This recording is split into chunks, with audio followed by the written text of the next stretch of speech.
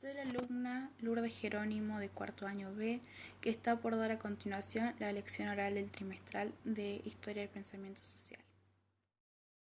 Todo depende de la idea que tengamos del Facundo, porque si reducimos el texto de Sarmiento a un ataque contra los gauchos, indudablemente el Martín Fierro se opone a ello. Pero si vemos al Facundo como un texto de aquellos sectores que quieren que el país progrese, ni el Martín Fierro ni cualquier otro escrito de Hernández se opone a ello. Vemos que la parte fuerte de Sarmiento se encontraba en la burguesía porteña. Esto ayudó a que se eliminara el gauchaje. Primero vemos que la palabra gauchaje pasa a ser sinónimo de vago, de borracho, de barbarie.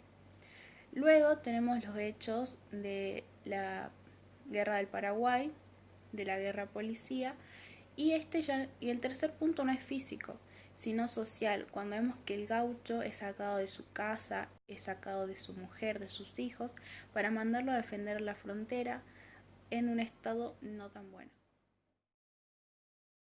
Hoy en día conocemos al texto del Martín Fierro en un solo libro, pero en principio fue publicado en dos partes, la primera en 1872 y la segunda en 1879. En la primera parte de la ida, Hernández trata de tomar el gaucho con seriedad y quiere que lo tomen con seriedad, contrario a lo que hacía del Campo Hidalgo, que lo tomaba el gaucho como un chiste. En la primera parte del relato nos cuenta la vida del gaucho, que él vivía en su casa con su familia, su esposa y hijos, y que era amigo del patrón. Luego nos muestra al juez, que es una figura trágica, que lo señala como el destino. Siguiendo la narración, Hernández nos relata de que el gaucho fue sacado de su casa y llevado a defender las fronteras. Pero las fronteras no se defendían bien, era un desastre. El servicio de los gauchos era usado por el comandante a su propio gusto, había negocios turbios, no había un pago jornal y en la defensa de la frontera había mucha crítica a los gringos. Decían que los gringos no sabían ensillar, no sabían carnear, no sabían andar de noche. En conclusión decían que los gringos eran unos nenes de papi rico. Al terminar esta narración nos cuenta que el gaucho vuelve a su casa, pero ya no tenía ni casa ni familia, no tenía nada.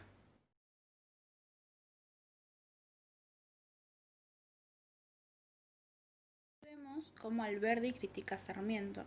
Dice que Sarmiento no sabe la importancia de los factores económicos en el proceso histórico. Sarmiento había confundido la civilización con las ideas, la escuela y los libros. Cuando Alberti nos dice que la civilización se encuentra en la campaña y no en la ciudad, porque la campaña es la que tiene los lazos con Europa industrial, comercial y marítima.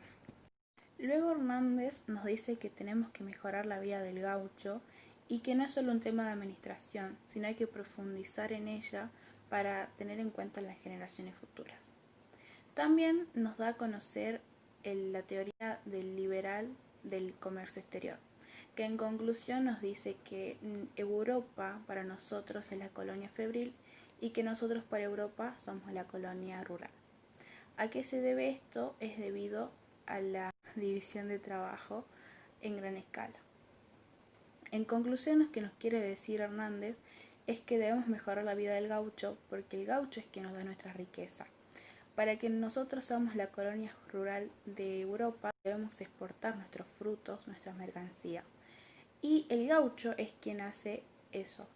El gaucho es quien siembra, quien cosecha, quien cuida nuestras tierras y que nadie más sabe hacerlo. Por eso el gaucho es tan importante en la sociedad.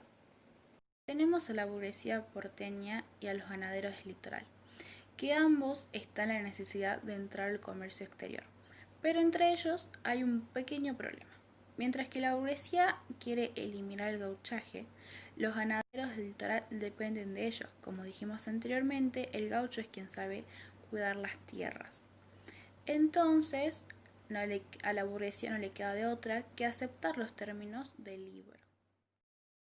Nos situamos en 1879, cuando Hernández está escribiendo La Vuelta. Al darse cuenta que varios de sus reclamos en la primera parte del libro fueron cumplidos, opta por poner más en la segunda. ¿Pero cuáles fueron los reclamos cumplidos? En primer lugar, tenemos que el 5 de octubre de 1878, Avellaneda da una ley para financiar la expedición contra los indios. En segundo lugar, tenemos que en mayo de 1879 está la expedición al desierto llevada a cabo por Roca. Y en tercer ítem tenemos la formación de un ejército, que esto se llevará a cabo el 6 de diciembre, la ley que se dará el 6 de diciembre de 1901.